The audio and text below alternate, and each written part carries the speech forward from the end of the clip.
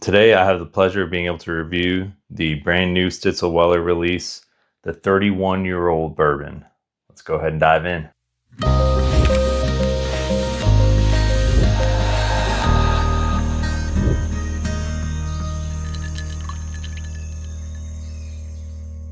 I do apologize. I haven't really made any videos in a while.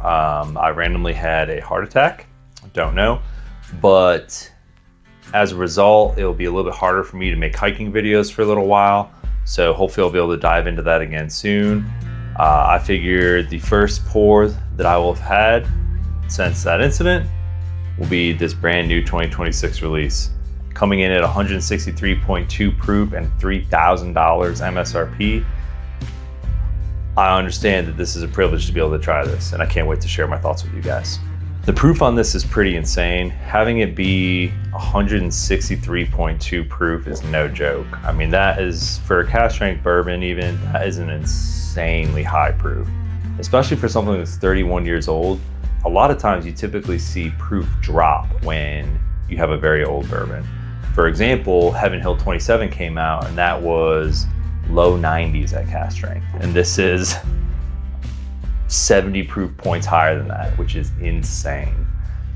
Yeah, it was distilled in 1992. They didn't disclose who distilled it. It was aged at Stitzel-Weller, but it is not Stitzel-Weller distillate. So that's an important distinction.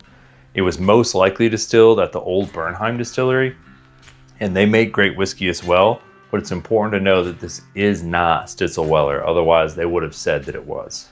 Let's go ahead and dive in. Cheers. The nose is absolutely incredible.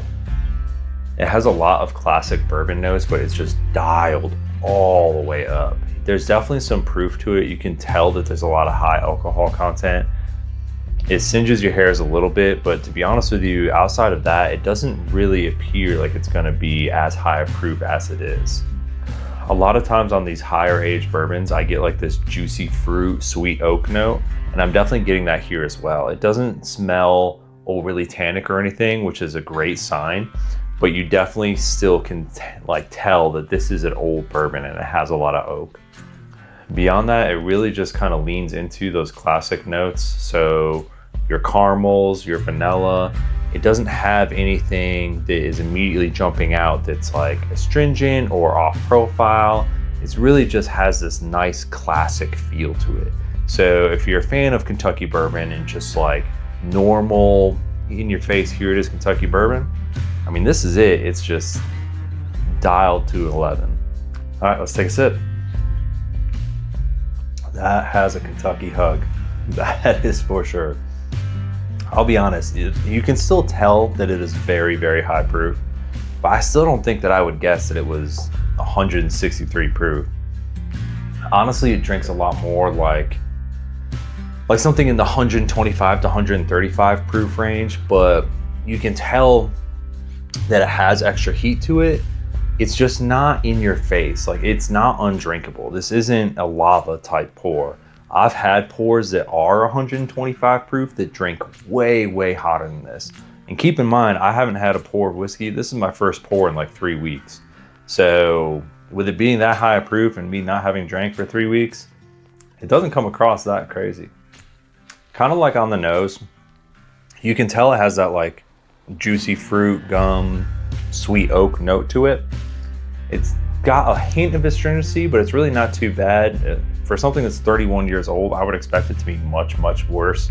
This is not over oaked, which is an incredible feat, to be honest with you. But you can tell that it's almost over oaked. So there might have been some barrels in this blend. I can't remember the exact makeup of how many barrels were in this, but realistically, each barrel that was contributed probably only had like 5 to 10 bottles worth of whiskey in it. And this only had like 176 bottles total in the whole release. So it's very possible that there was one barrel that was extremely over oaked and put into the mix. And that's kind of what I get from this. It's not, the astringency it's present, like that high aged, really high oak, but it's not as present as I would have thought. It's still very approachable and just has a very good sweet oak note. Beyond that, it has this really nice earthy quality to it. Definitely like some leather in there, with just a hint of cherry, but it's like cherry vanilla Coke kind of thing happening, where the cherry is pretty subtle. It's got a lot of vanilla, it's got a lot of caramel, but I think cherry vanilla Coke is a good descriptor for it, just because it has that like dark molasses quality to it with those earthier tones, but it still has some sweeter fruit notes that are kind of coming through as well. It's really a pleasant palate as well as nose. The whole experience is just really out of this world. $3,000 is a tricky situation, but gosh, what a pour. Yeah, I really like that. There's almost a hint of florality to it on the back of the palate. So something akin to like honeysuckle, where, this is gonna sound weird, but if you've ever licked a flower and you get that like almost waxy floral texture, it has that kind of thing going on, where you almost like licked a honeysuckle flower, or even like a bit of a rose petal, where it has just like this nice kind of dense mouthfeel with just a hint of that florality. It's not like you're chewing on the rose petal, right? The oak never leaves. So if you're not a fan of high oak bourbons, you're not gonna like this, I promise you. But if you do like having a lot of oak present, it just like, it rides with that. There's all this complexity built into these oak flavors. So it's like the cherry vanilla Coke with oak, the florality with oak, and there's also just like, I had mentioned the leather, but also like this mossy, like green earthiness to it. It's got just a lot of really nice flavors hidden within that wave of oak. If you're looking to experience something different and something really crazy, this is definitely the way to do it. Again, the price point is extremely difficult. If you have the income to be able to spend on that, I mean, more power to you, that's awesome. I would definitely recommend doing it if you can afford it, but don't miss paying rent just to get this, okay? They are offering pours of it at the old Stitzel-Weller distillery in Kentucky. I believe it's $350 for a pour.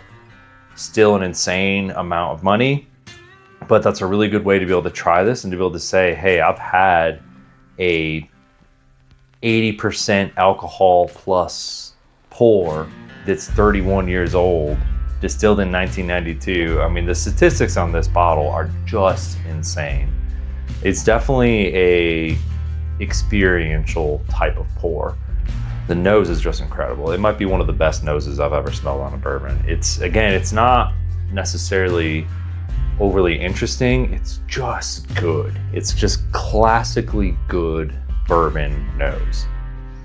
All right, I also have the tiniest amount left of Blade & Bow 30 year, which was a release that also just recently came out. This one's only 109 proof. Still high proof for a 30-year-old bourbon, but in comparison to that Stitzel-Weller, it's nothing. So this will give me just an idea if I want to kind of see how they compare. It is so hard coming off of how full force and how full flavor the Stitzel-Weller is to be able to get much of anything off this Blade & Bow 30 year. The nose is still absolutely incredible. I think there's probably a little bit more like peanut type note going on with the Blade & Bow. Almost akin to like a really old Heaven Hill, which who knows, could be maybe part of the source. They didn't disclose that either. But yeah, what's interesting is that when I first tried this Blade & Bow 30 year, I didn't think that there was any astringent oak at all. But I think that coming off the Stitzel-Weller, it actually brings out some of the astringency of the oak on a 30-year Blade & Bow. The Blade & Bow 30 year is really good, but it doesn't hold a candle to the Stitzel-Weller. I mean, it's hard to go when you have over 50 proof points difference, but now returning to the Stitzel-Weller, it almost awakens even more complexity. Now there's just so much more going on. I get like an almost berry fruity aspect from the nose that I wasn't getting prior, and it's really cool that that was able to help just wake that up. Honestly, it's just If you can swing it, you got to try it. It is such a crazy experience, such a crazy pour. I would recommend personally going to the distillery and getting a pour at the bar. I think that's probably the way to do it. Dropping $3,000 on a bottle is a heck of a lot of money. If you're able to luck into a Pappy 23 and trade it, hell yeah, make things happen. But otherwise, this is going to be out of reach for a lot of people, especially considering that there was only 176 bottles. It's just going to be difficult.